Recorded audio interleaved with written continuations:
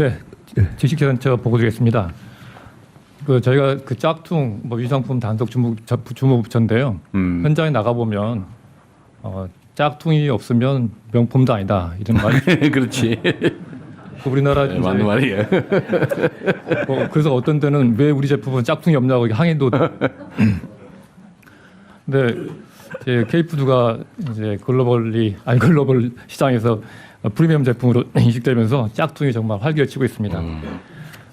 OECD 통계에 하면 이 K브랜드 전체 유상품 유통 규모가 97억 달러 정도 되는데 K푸드가 한 2,200억 정도 하나로요 된다고 합니다. 근데 굉장히 이건 보수적으로 잡은 거고요. 근데 문제는 이게 아까 대통령께서 말씀하셨듯이 이게 이제 소비자들의 K푸드라는 게 유상품 짝퉁이 돌면은 소비자들의 건강, 안전에 위해가 가기 때문에 현지 소비자들한테 호감을 잃게 되는 그런 문제가 있습니다. 그 다음 페이지 사진을 한번 보시기 바랍니다. 이게 실제 보면 제가 첫 번째 보이는 사진이 인도네시아 식품회사 홈페이지를 제가 찍은 겁니다. 이 보면 우리나라 식품회사인지 외국 업체인지 도무지 구분이 안 될 정도 온통 다 한글 우리나라 제품입니다.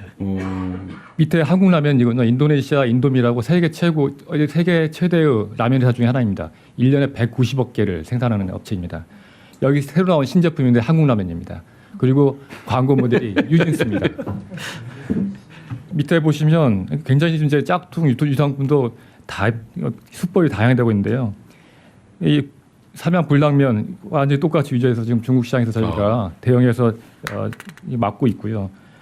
이 밑에 보면 이제 국내 상표를 무단 선점해 가지고 아예 시장 지금 막거나 아니면 또 시장 지금 막거나 또 상표권 침해로 판매 금지, 손해배상 청구까지 하고 있습니다.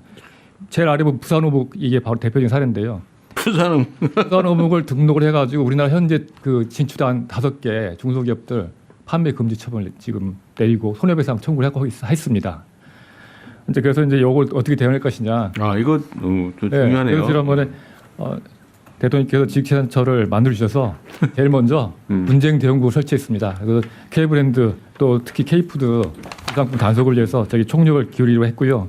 먼저 3단계 지금 전략을 좀 추진하고 있습니다. 사전에 먼저 제일 중요한 게 현지에서 우리 IP를 확보하는 게 제일 중요합니다. 그래서 특히 중소기업들은 열려 있기 때문에 정부에서 우리 디자인권, 상표권을 취득할 수 있도록 최대한 먼저 지원하겠습니다. 그리고 AI 기술 같은 거랄지 또 RFID 같은 기술을 이용해서 유상품 방지 기술을 보급하도록 하겠습니다.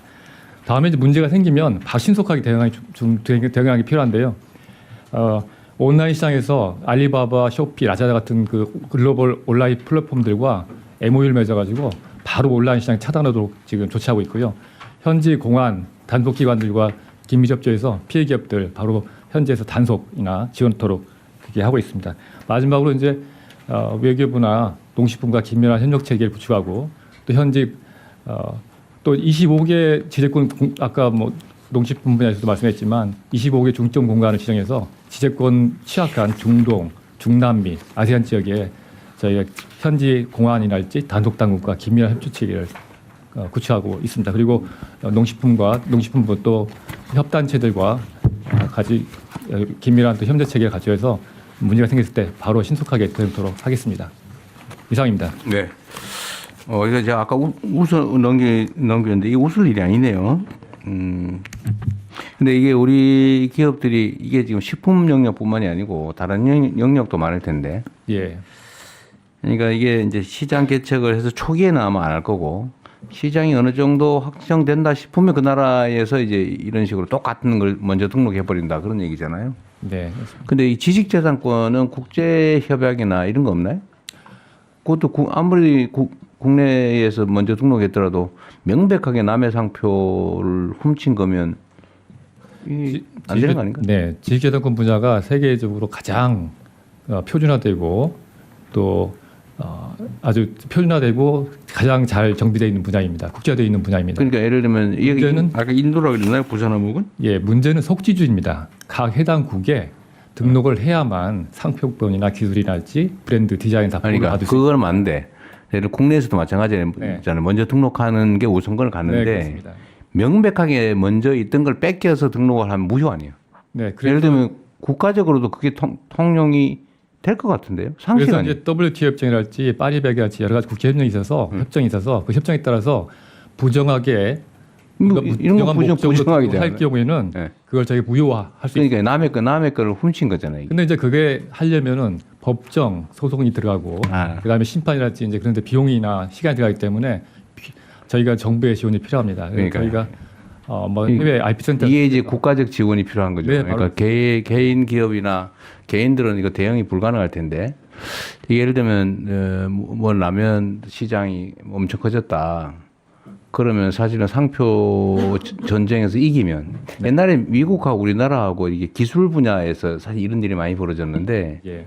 사실 뺏긴 게 많았잖아요. 예. 근데 우리가 시장이 커지고 우리가 해외 진출까지 하니까 이젠 지켜야 될 게. 지적재산권 관련해서 국제 분쟁이 뭐 조 단위로 벌어지고 네, 그렇습니다. 결국 타협에서 수천억을 물어주든지 아니면 동업을 하든지 예. 뭐 이렇게 협정을 맺잖아요. 네. 사실 우리도 이제 그걸 도와줘야 되는 거죠. 네, 그렇습니다. 그래서 뭐 시범적으로 몇 군데를 해주든지 오히려 기회 요인이기도 할 거 아니에요. 네. 지식재산 제가 해외 분야에서 좀 실력 발휘를 해야 될 것 같습니다. 지금 요 부분에 대해서는 이제 제가 말씀드릴 게 있는데요. 그 사실은 소상공인들하고 1인 디자이너들이 아마존에서 물건을 팔겠다고 해가지고 디자인을 올려놨는데 거기에 대한 등록을 해야 된다는 것조차 모르고 저희가 이제 온라인 수출 대책 그 논의할 때 들었던 얘기입니다. 그래서 빛 같은 거랑 이제 패션 잡화계도 요즘 또 한국계 인기여서 디자인 다 올려놨는데 그거를 대량 생산하는 또 그대로 이제 베껴가지고 그래서 이거 등록을 저희가 해야 된다고 말씀드렸는데 이게 등록비도 사실 만만치 않은 비용이고 어느 나라까지 어떻게 해야 되는지도 또 알 수 없는 정도의 규모로 이게 시장이 굉장히 바뀌고 있어서 온라인으로 아마존에서 1등하기 위해서 다들 애를 쓰는데 그 중간에 이 이제 잊어버리는 디자인과 상품의 아이디어들 이런 부분을 어떻게 해야 될지가 지금 사실 중소기업과 이 소상공인들에게 요즘 이제 저희가 고민입니다. 그리고 강한 소상공인들의 상품들일수록 또 베낄 가능성들이 훨씬 더 높아져서 이 부분을 이제 지식재산처럼 공동 설명회 이 정도는 하지만 요거보다 오늘 이제 일단 먼저 그래서 그 홍보 차원에서 말씀드리는 건 그 나라에 진출하려면 그 나라에 먼저 등록해서 그 인증을 받아야 된다. 여러 가지 이 부분에 대해서 미리 알고 가야 된다는 거를 저희가 계속 좀 더 잘 알려야 되는 게 굉장히 중요해 보입니다. 그렇죠. 이게 원래는 그 시장 개척을 해서 진출을 하려면 이게 이제 일종의 법무 비용인데 이 법무 비용도 경영 비용의 중요한 한 부분이거든요. 근데 우리나라가 그런 인식이 좀 낮아요. 그러니까 나중에 이제 다 뒤로 당하는데 제가 이게 정확한지 모르겠는데 보통 법무 비용을 초기에는 25%까지 잡는다고 하더라고요. 경영 비용에 엄청나게 잡는 거예요. 다 등록하고 방어 장치 다 하고 예를 들면 침해 당하면 과감하게 법적 제재를 가하고 근데 이걸 안 하면 다 뺏겨 가지고 열심히 해놓으면 아까처럼 이렇게 다 뺏기거든요. 사실 이건 또 수출 기업들한테 미리 좀 교육을 좀 하든지 좀 그런 과정이 필요하긴 할 것 같아요. 네. 그나마 이제 온라인으로 그러니까 오프라인으로 하는 곳들은 교육 과정이라도 있었는데 온라인은 잘 몰랐어서 이 부분도 한번 플랫폼사들하고 얘기해 보려고 합니다. 네, 그래서 이번 계기에 저희가 대기업들은 이제 자체 재원이 있고 인력이 있으니까 저희가 뭐 관여할 거 아닌데요.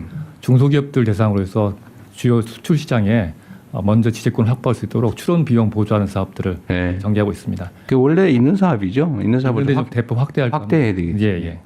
통상교섭본부장입니다. 그 지재권 분야는 우리나라가 그 많은 국가들과 그 FTA를 하면서 FTA는 항상 그 지재권 챕터가 있습니다. 그래서 그 양자 간에 만약 지재권 위반 사례가 있을 경우에는 우리가 통상 채널을 통해서도 그 상대국에 시정을 그 할 수가 있고요. 또 하나는 제가 사실 지난주에 그 유럽 출장을 가서 이 그 K푸드 현장을 좀 좀 경험을 할 수 있었습니다. 특히 잘 알려진 그 불닭 볶음면 이런 경우는 뭐 거의 유럽 시장에서 60% 매년 성장하면서 굉장히 무궁무진한 기회가 있는데 또 그 애로사항도 있었습니다. 그게 그 많은 장관님들이 말씀하셨듯이 이제 비관세 장벽 그러니까 식품 분야의 인증이나 어떤 기준이나 그리고 뭐 심사 그리고 통관 이런 것들이 EU가 굉장히 까다롭고요. 또 EU 내 27개국마다 또 조금씩 다른 그런 사례가 있었습니다. 예를 들어서 그 불닭 볶음면도 수프가 우리나라에서 수출될 때는 그 동물성 성분이 조금이라도 들어가면 수출을 못 합니다.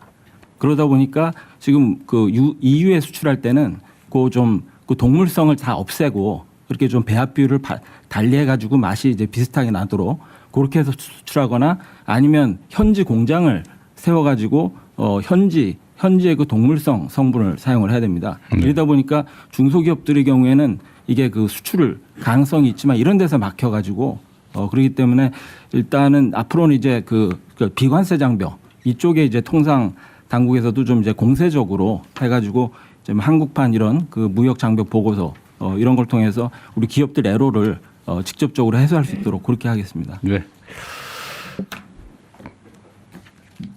자, 문체부입니다. 그 K컬처도 명품 반열에 올랐기 때문에 짝퉁이 왔습니다. 그리고 그 즐거워할 일이에요. 네네. 그리고 대응을 적정하게 잘해야죠. 불법 유통도 많아서 이번에 저작권법 개정을 하면서 직접 저희가 모니터링하고 긴급히 이제 차단할 수 있는 그런 부분으로 대응하고 있습니다. 하지만 이제 피해가 발생한 부분은 현지에서 저희가 또 법정 소송을 해야 되거든요. 그래서 업체들에게 바우처 그 법률 지원을 해줄 수 있는 비용을 보전해줄 수 있는 바우처를 발행해서 지원 프로그램도 가동을 하고 있습니다. 하지만 외교부를 비롯해서 모든 부처들이 같이 이거 움직여줘야 저희가 좀 실효성 있는 대응이 가능해서 관심을 많이 가져주시기를 바라겠습니다. 그래야죠.